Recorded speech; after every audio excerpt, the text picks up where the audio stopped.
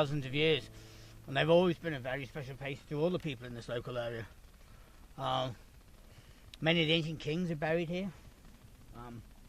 I wonder if that might be a cairn up there. I'm not sure. We didn't bring the map, but I know there's a couple of cairns around here.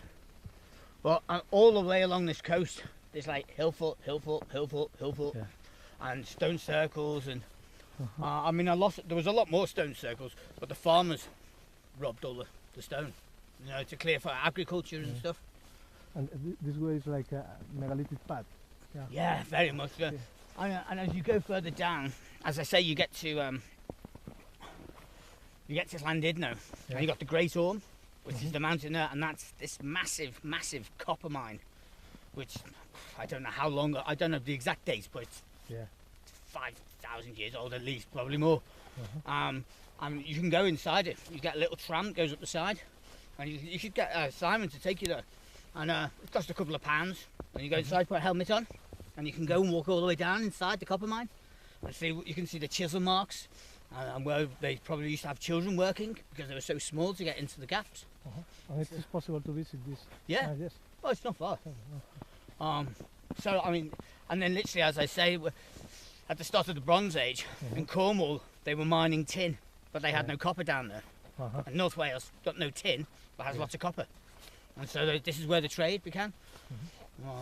So I think there's a lot more intelligent history than they make out.